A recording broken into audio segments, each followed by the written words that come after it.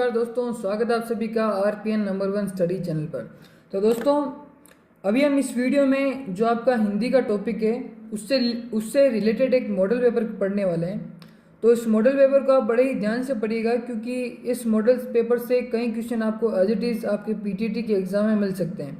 तो ये काफ़ी इंपॉर्टेंट मॉडल पेपर है और आगे हम जितने भी मॉडल पेपर पढ़ाएँ तो उन्हें बड़े ध्यान से पढ़िएगा।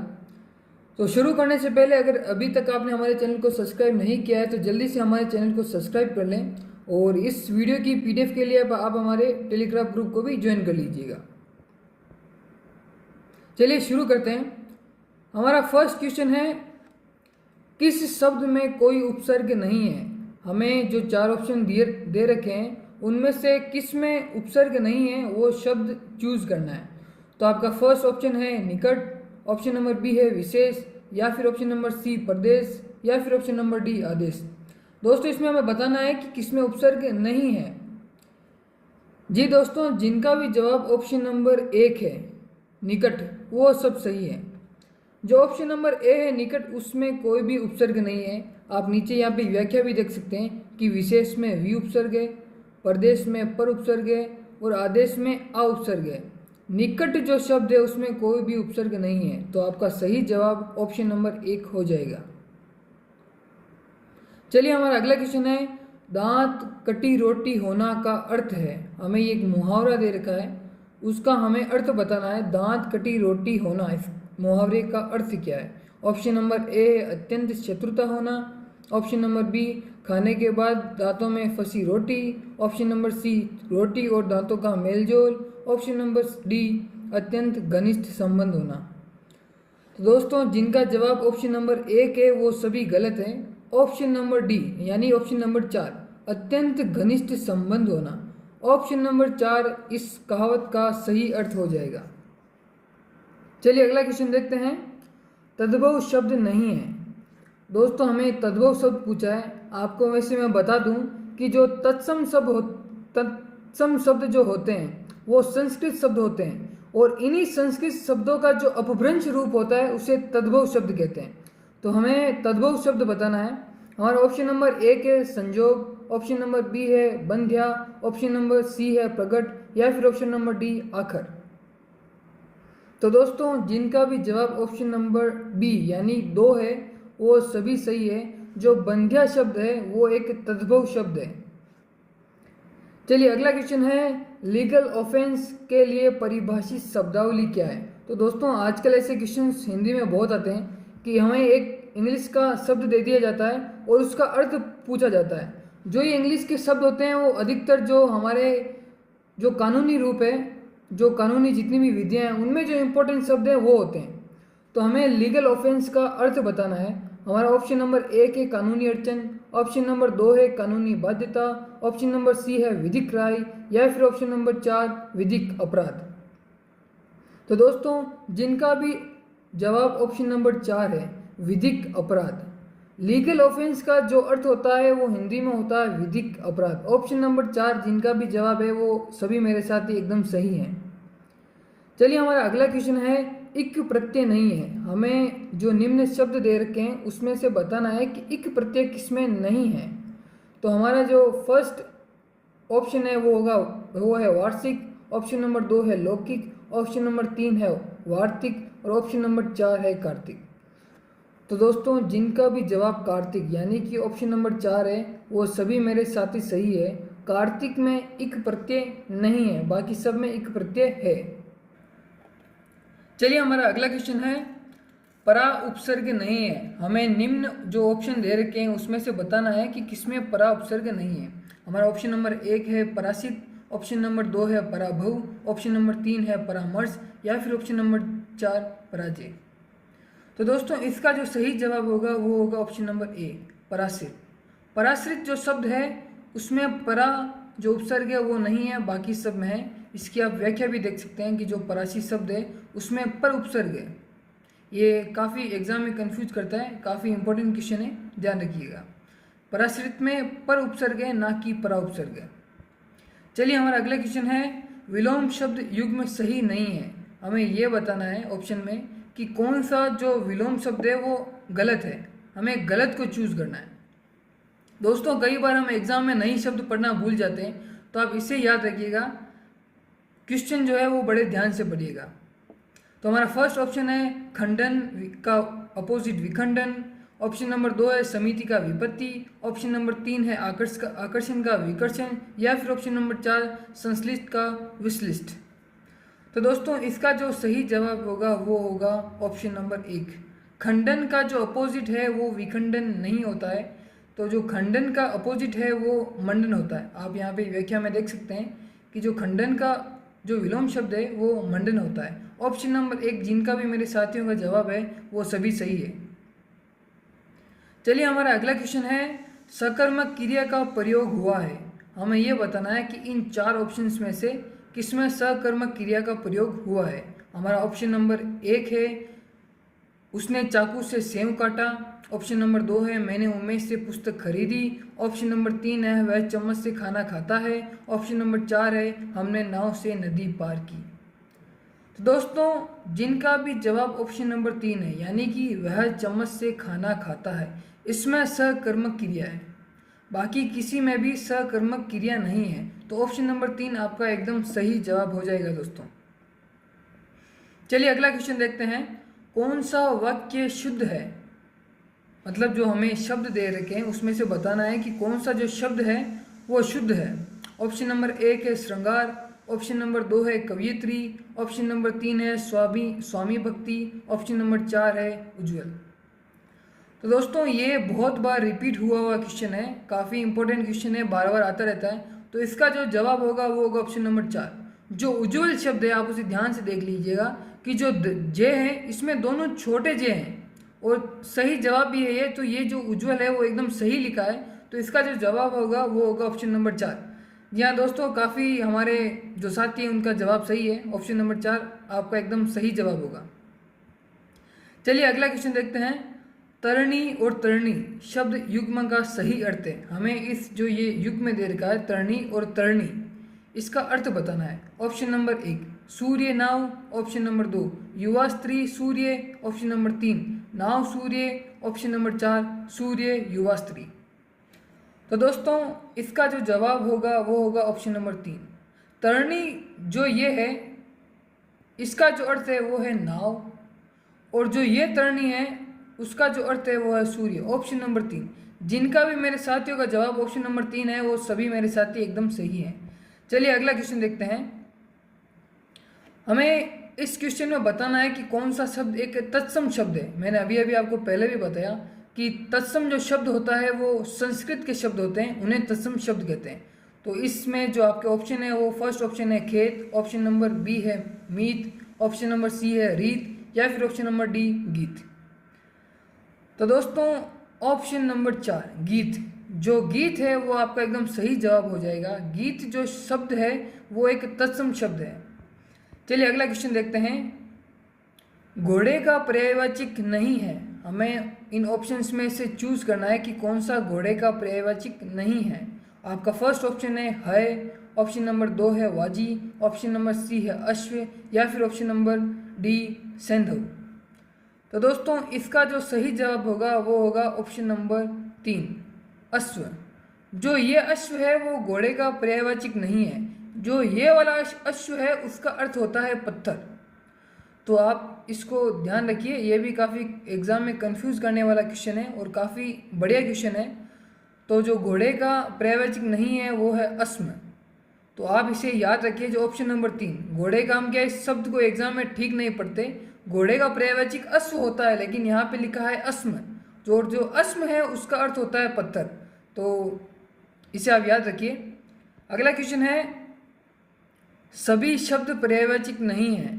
हमें यह बताना है कि जो ये 4 ऑप्शंस दे रखे हैं उनमें से कौन सा जो शब्द युग्म है वो पर्यायवाचक नहीं है। ऑप्शन नंबर 1 है वपु, कलेवर, गात या विग्रह, ऑप्शन नंबर 2 है श्यामा, विभावरी, निशा और शपा, ऑप्शन नंबर 3 है मयूर, केकी, शिखी, कलापी, ऑप्शन नंबर 4 है तम, ध्वांत, तमिश्रा या तिमिर। तो दोस्तों जिनका भी जवाब ऑप्शन नंबर 1 है वो सभी मेरे साथी सही हैं। जो ऑप्शन नंबर 1 है वो एक सही पर्यायवाचक युग्म नहीं है। चलिए अगला क्वेश्चन देखते हैं,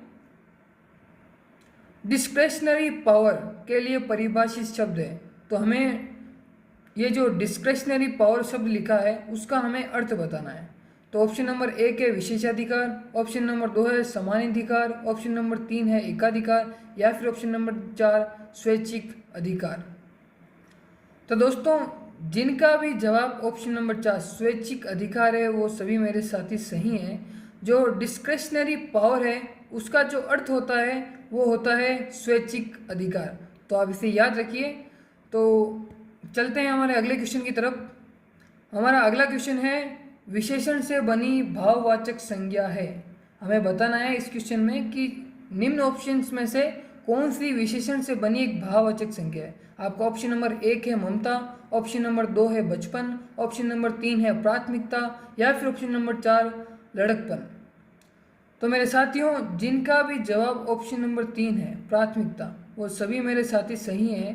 तो जो प्राथमिकता है वो एक भाववाचक संज्ञा का एक रूप है, शब्द है, तो आप याद रखिए। चलिए अगला क्वेश्चन देखते हैं। हिंदी वर्णमाला में मूल स्वर कितने होते हैं।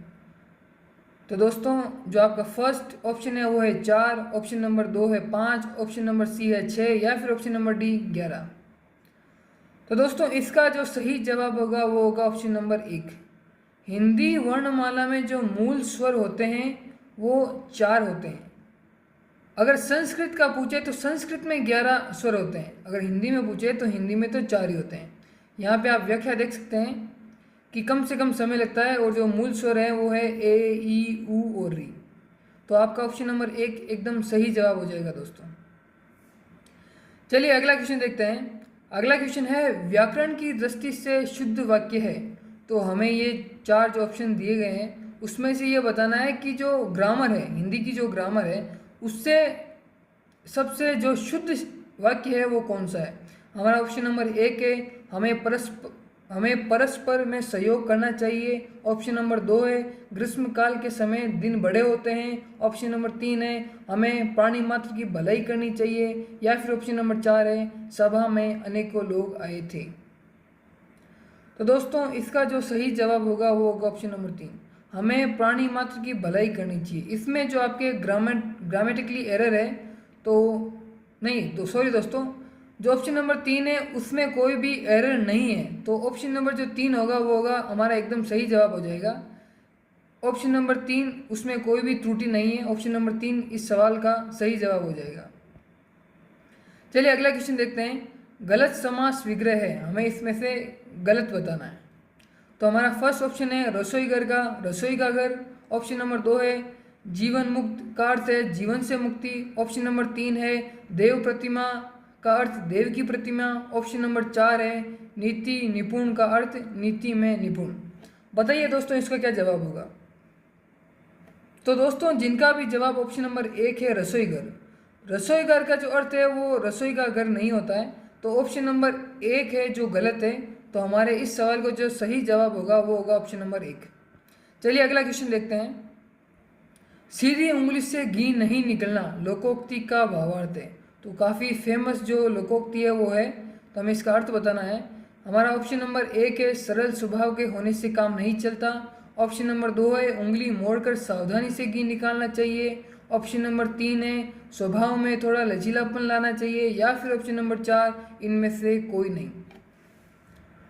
तो दोस्तों इसका जो सही जवाब होगा वो होगा ऑप्शन नंबर 3। जिनका भी जवाब ऑप्शन नंबर 3 है वो सभी सही है। स्वभाव में थोड़ा लचीलापन लाना चाहिए। तो जो लोकोक्ति है सीधी उंगली से घी नहीं निकलता, उसका अर्थ है स्वभाव में थोड़ा लचीलापन लाना चाहिए। तो हमारा जो अगला क्वेश्चन है वो है कौन सा वाक्य शुद्ध नहीं है। हमें इन 4 ऑप्शंस में से वो बताना है जो गलत है। हमारा जो पहला ऑप्शन है वो है सब लोग अपनी अपनी राय दें, ऑप्शन नंबर 2 है मरीज को यथा समय दवा देनी चाहिए, ऑप्शन नंबर 3 है मैं सवेरे उठते ही ईश्वर के दर्शन करता हूँ, ऑप्शन नंबर 4 है विंध्याचल पर्वत भारत के मध्य भाग में स्थित है। तो दोस्तों जिनका भी जवाब ऑप्शन नंबर 1 है वो सभी मेरे साथी सही है।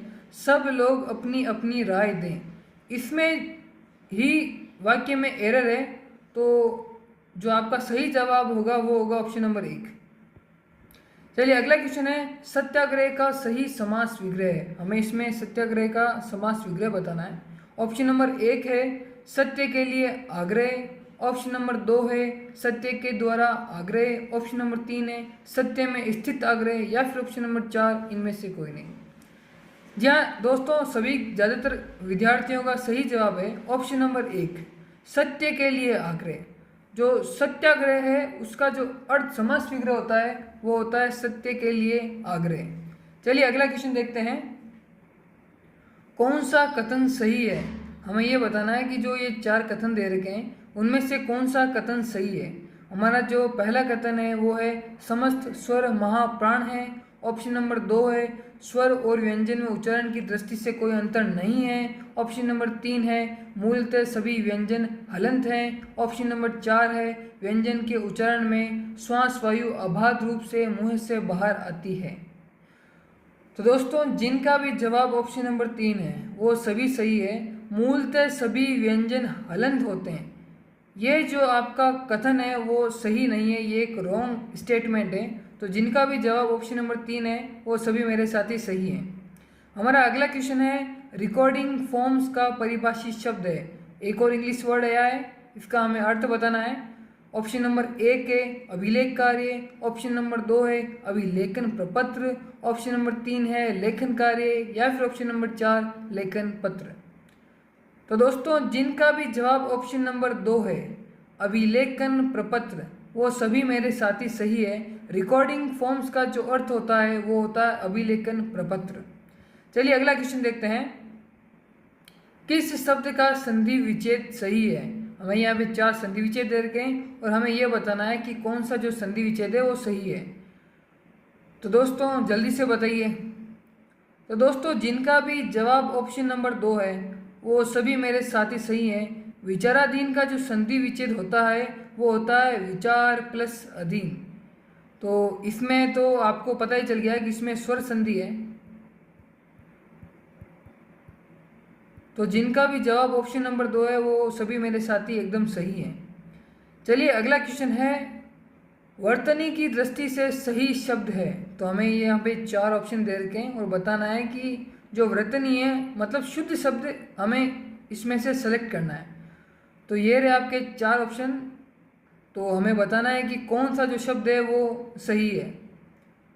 तो दोस्तों जिनका भी जवाब ऑप्शन नंबर 4 है शुश्रूषा, जो ऑप्शन नंबर 4 में जो शब्द लिखा है शुश्रूषा वो एकदम सही शब्द है। तो आपका जो सही जवाब हो जाएगा वो हो जाएगा ऑप्शन नंबर 4। चलिए अगला क्वेश्चन देखते हैं, उपसर्ग का प्रयोग नहीं हुआ। हमें यह बताना है कि इन 4 शब्दों में से किसमें उपसर्ग का प्रयोग नहीं हुआ। ऑप्शन नंबर 1 है दरअसल, ऑप्शन नंबर 2 है दरवेश, ऑप्शन नंबर 3 है बाकायदा, ऑप्शन नंबर 4 है हम उम्र। तो मेरे दोस्तों जिनका भी जवाब ऑप्शन नंबर 2 है वो मेरे सभी साथी सही हैं। दरवेश में कोई भी उपसर्ग नहीं है और बाकी तीनों ऑप्शंस में उपसर्ग है। चलिए अगला क्वेश्चन देखते हैं, बदन वदन का अर्थ होता है। तो हमें एक शब्द दे रखा है उसका अर्थ बताना है। ऑप्शन नंबर 1 है आंचल वंदना, ऑप्शन नंबर 2 है शरीर मुख, ऑप्शन नंबर 3 है आंचल शरीर, या फिर ऑप्शन नंबर 4 परतंत्र वक्ता। तो दोस्तों जिनका भी जवाब ऑप्शन नंबर 2 है वो सभी मेरे साथी सही हैं। बदन वदन का जो अर्थ होता है वो होता है शरीर और मुख। तो जिनका भी जवाब ऑप्शन नंबर 2 है वो सभी मेरे साथी एकदम सही हैं। चलिए अगला क्वेश्चन है हमारा, उत्तर और पूर्व के मध्य की दिशा कहलाती है। हमें बताना है कि जो उत्तर पूर्व के मध्य की दिशा है वो क्या कहलाती है। ऑप्शन नंबर 1 है नर्तक्य, ऑप्शन नंबर 2 है ईशान, ऑप्शन नंबर 3 है वायव्य, या फिर ऑप्शन नंबर 4 आग्नेय। जी बिल्कुल दोस्तों, ऑप्शन नंबर 2 जो ईशान है वो उत्तर और पूर्व के मध्य की दिशा कहलाती है। तो जिनका भी जवाब ऑप्शन नंबर 2 है वो सभी मेरे साथी सही है। चलिए अगला क्वेश्चन है, अविहित अभिहित शब्द युग्म का अर्थ है। हमें अविहित अभिविहित शब्द का अर्थ बताना है।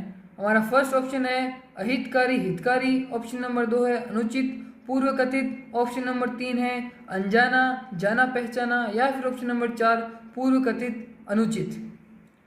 तो दोस्तों जिनका भी जवाब ऑप्शन नंबर 2 है, अनुचित पूर्व कथित, तो ये जो शब्द है उसका जो सही अर्थ है वो है अनुचित पूर्व कथित।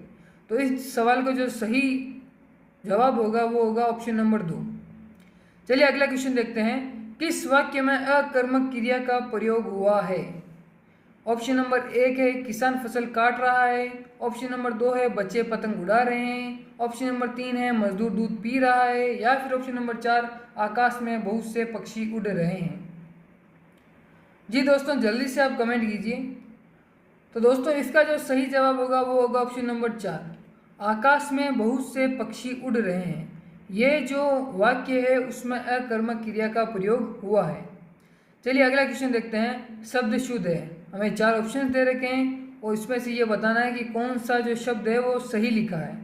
ऑप्शन नंबर 1 है वापिस, ऑप्शन नंबर 2 है शताब्दी, ऑप्शन नंबर 3 है स्वामी भक्त, या फिर ऑप्शन नंबर डी दंपति। तो दोस्तों जिनका भी जवाब ऑप्शन नंबर 3 स्वामी भक्ति है वो सभी सही है। स्वामी भक्ति जो शब्द लिखा है वो सभी सही लिखा है, बाकी जो तीनों शब्द हैं वो गलत लिखे हैं। चलिए अगला क्वेश्चन है, उत्क्षिप्त व्यंजन है। ऑप्शन नंबर 1 है रे, ऑप्शन नंबर 2 है ले, ऑप्शन नंबर 3 है रे, या फिर ऑप्शन नंबर 4 ये। तो दोस्तों इसका जो जवाब होगा वो होगा ऑप्शन नंबर 3 रे। चलिए अगला क्वेश्चन देखते हैं, गवाक्ष का संधि विच्छेद है। हमें गवाक्ष है जो उसका संधि विच्छेद बताना है कि इसका संधि विच्छेद क्या है। ऑप्शन नंबर 1 है गौ प्लस अक्ष, ऑप्शन नंबर 2 है गौ प्लस अक्ष, ऑप्शन नंबर 3 है गौ प्लस अक्ष, या फिर ऑप्शन नंबर 4 गवा प्लस अक्ष। तो दोस्तों इसका जो जवाब होगा वो होगा ऑप्शन नंबर 1 गौ प्लस अक्ष। जो गवाक्ष का संधि विच्छेद है वो होता है गौ प्लस अक्ष। अगर इसमें स्वर संधि है, अगर स्वर संधि में भी बात करें तो इसमें अयादि संधि है। अयादि संधि स्वर संधि का ही एक भाग होता है, तो गवाक्ष में अयादि संधि है, आप इसे भी याद रखिएगा।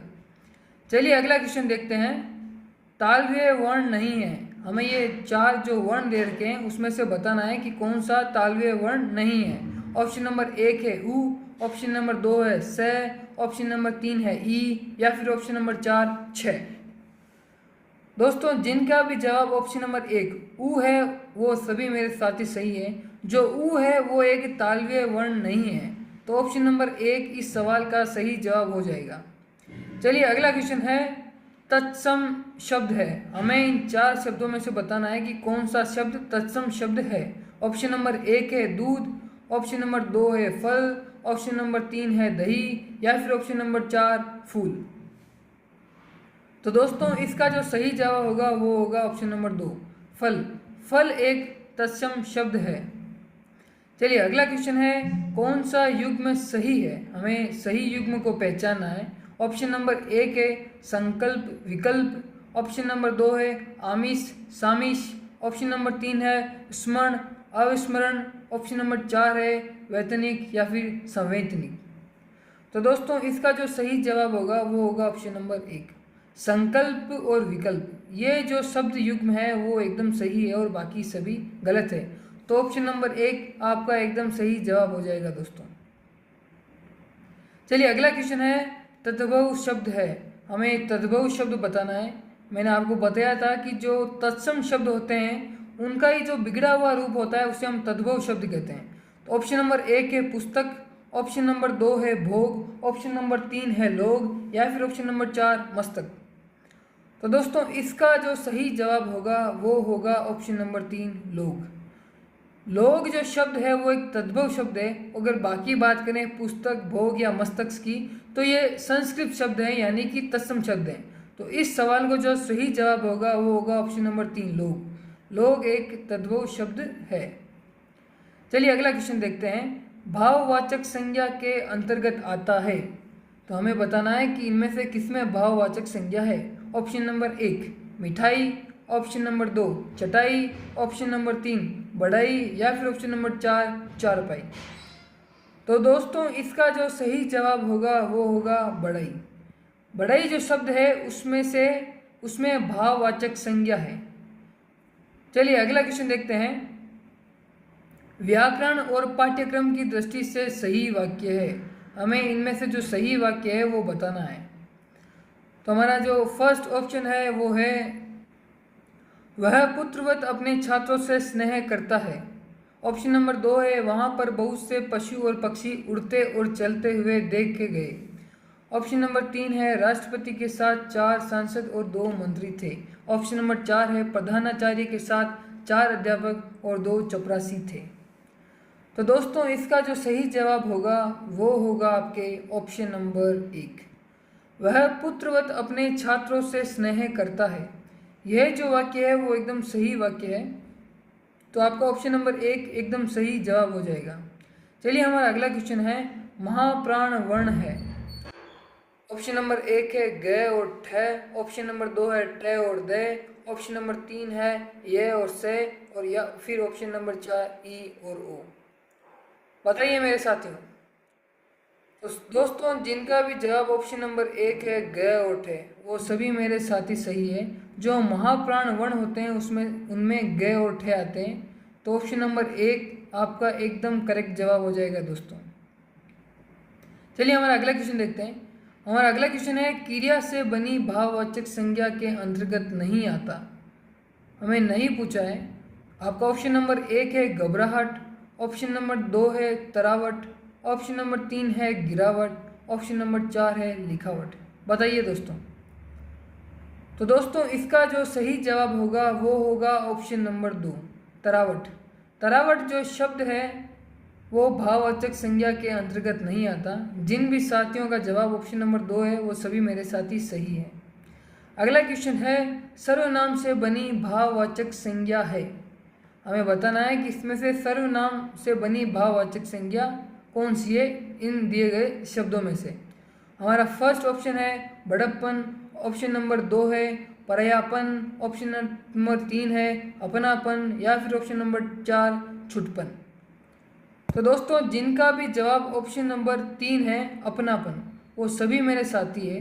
जो अपनापन है वो एक सर्वनाम से बनी भाववाचक संज्ञा है, तो ऑप्शन नंबर 3 आपका एकदम सही जवाब हो जाएगा दोस्तों। चलिए हमारा अगला क्वेश्चन देखते हैं। किस शब्द में अवयवी भाव समास है। ऑप्शन नंबर 1 है देशभक्ति, ऑप्शन नंबर 2 है यथाशक्ति, ऑप्शन नंबर 3 है पितृभक्ति, या फिर ऑप्शन नंबर 4 नारी शक्ति। तो दोस्तों इसका जो सही जवाब होगा वो होगा ऑप्शन नंबर 2 यथाशक्ति। जो यथाशक्ति है उसमें अवयवी भाव समास है, तो ऑप्शन नंबर 2 आपका एकदम सही जवाब हो जाएगा दोस्तों। चलिए अगला क्वेश्चन देखते हैं। प्रेरणार्थक क्रिया का प्रयोग हुआ है। ऑप्शन नंबर 1 किसान खलिहान में बैठा उग रहा था, ऑप्शन नंबर 2 वह अचानक गिर पड़ा, ऑप्शन नंबर 3 बच्चा भूख के कारण रो रहा था, या फिर ऑप्शन नंबर 4 छात्र मन लगाकर पढ़ रहे थे। तो दोस्तों इसका जो सही जवाब होगा वो होगा ऑप्शन नंबर 4 छात्र मन लगाकर पढ़ रहे थे। आपका ऑप्शन नंबर 4 एकदम सही जवाब हो जाएगा दोस्तों। चलिए अगला क्वेश्चन देखते हैं। यत्र प्रत्यय नहीं है। ऑप्शन नंबर 1 है खरियत, ऑप्शन नंबर 2 है इंसानियत, ऑप्शन नंबर 3 है नेकनियत, या फिर ऑप्शन नंबर 4 मासूमियत। तो दोस्तों हमें नहीं बताना है कि किसमें ईयत प्रत्यय नहीं है। तो दोस्तों जिनका भी जवाब ऑप्शन नंबर 2 है वो सभी साथी सही है।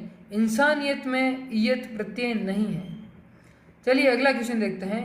जो गरजते हैं वह बरसते नहीं, काफ़ी ही फेमस लोकोक्ति है, उसका हमें अर्थ बताना है। ऑप्शन नंबर 1 गरजने वाले बादल बहुत कम बरसते हैं, ऑप्शन नंबर 2 गरजने वाले बादल बहुत अधिक बरसते हैं, ऑप्शन नंबर 3 बातों को बढ़ाकर करने वाले लोग काम कम करते हैं, या फिर ऑप्शन नंबर 4 बरसने और गरजने वाले बादलों के प्रकार अलग अलग होते हैं। तो दोस्तों बिल्कुल सभी का जवाब एकदम सही है। ऑप्शन नंबर 3 बातों को बढ़ाकर जो करता है वो लोग काम कम करते हैं। ऑप्शन नंबर 3 आपका एकदम सही जवाब हो जाएगा दोस्तों। चलिए अगला क्वेश्चन देखते हैं। अनु उपसर्ग है, तो हमें जो शब्द दे रखे हैं उसमें से बताना है कि किसमें अनु उपसर्ग है। ऑप्शन नंबर 1 है अनुपजऊ, ऑप्शन नंबर 2 है अनुस्वार, ऑप्शन नंबर 3 है अनुदात, या फिर ऑप्शन नंबर 4 अनुदार। तो दोस्तों इसका जो सही जवाब होगा वो होगा ऑप्शन नंबर 2 अनुस्वार। अनुस्वार में अनु उपसर्ग है, बाकी सब में अनु उपसर्ग नहीं है। तो ऑप्शन नंबर 2 आपका एकदम सही जवाब हो जाएगा मेरे साथियों। चलिए अगला क्वेश्चन देखते हैं।